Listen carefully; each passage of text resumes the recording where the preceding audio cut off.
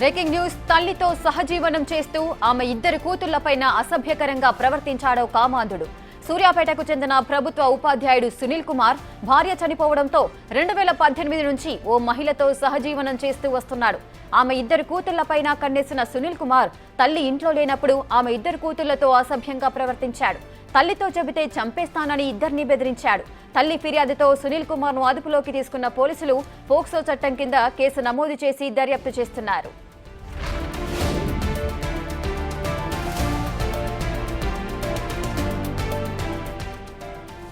తల్లితో సహజీవనం చేస్తూ తన ఇద్దరు కుమార్తెలతో కూడా అసభ్యకరంగా ప్రవర్తించాడో వ్యక్తి. దీనికి సంబంధించి కూడా పూర్తి డీటెయిల్స్ మా ప్రతినిధి పుల్లారావు అందిస్తారు. పుల్లారావు, సూర్యాపేట పట్టణంలో ఒక అమానవీయ ఘటన అనేది చోటు చేసుకుంది.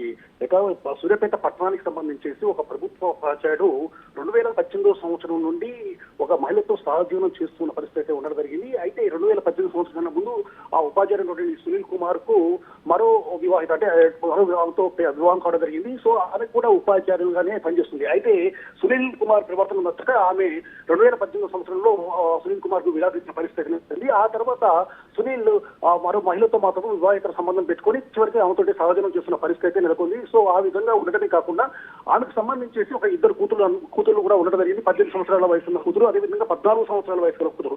సో ఆ విధంగా ఉన్న సమయంలో అంటే తల్లితో సహజనం చేస్తున్న సమయంలో తల్లి బయటకు పోయినప్పుడు ఆ యొక్క కూతుర్లతో కూడా చాలా అసభ్యకరంగా ప్రవర్తించారని చెప్పేసి కూడా తెలుస్తుంది. ఇదే విషయానికి సంబంధించి చాలా రోజులుగా కూడా పిల్లలు చిన్న పిల్లలు చిన్నారులు పూర్తి స్థాయిలో తల్లికి ఈ విషయం చెప్పకుండా ఉన్నటువంటి పరిస్థితి అయితే ఉంది. ఆ తర్వాత సునీల్ కుమార్ యొక్క ప్రవర్తన అనేది మరి రోజు రోజుకు మితిమీరిపోతుండేసరికి వాళ్ళు ఆ ఇద్దరు కూతురు కూడా తల్లికి ఈ విషయం తెలియజెప్పగా వెంటనే తల్లి పిల్లల కూతుర్ని ఇద్దరిని తీసుకెళ్లి స్థానిక టౌన్ పోలీస్ స్టేషన్ లో సూర్యాపేట టౌన్ పట్టణ పోలీస్ స్టేషన్ లో ఫిర్యాదు చేసిన పరిస్థితి ఉంది. వెంటనే పోలీసులు ఆ కూతురు ఇచ్చినటువంటి ఫిర్యాదును స్వీకరించిన తర్వాత వారు ఉపాధ్యాయుని అయితే అదుపులోకి తీసుకొని మైనర్ అమ్మాయిలు కాబట్టి అతనిపై పోక్సో చట్టం కింద కేసు నమోదు చేసిన పరిస్థితి ఉంది. పూర్తి స్థాయిలో అంటే పోక్సో చట్టం కింద కేసు నమోదు చేయడం జరిగింది. అదేవిధంగా ఇదే విషయానికి సంబంధించి పూర్తి స్థాయిలో విచారణ జరిపించిన తర్వాత మిగతా విషయాలకు సంబంధించి పోలీసులు చెప్తున్న పరిస్థితి ఉంది. అంటే 2018 సంవత్సరం నుండి ఆ మహిళతో సహజనం చేస్తూ ఆ తర్వాత ఆమె లేని సమయంలో కూతురుతో ఈ విధంగా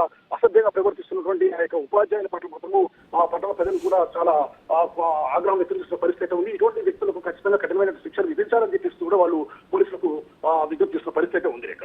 రైట్, థ్యాంక్ యూ పుల్లారావు.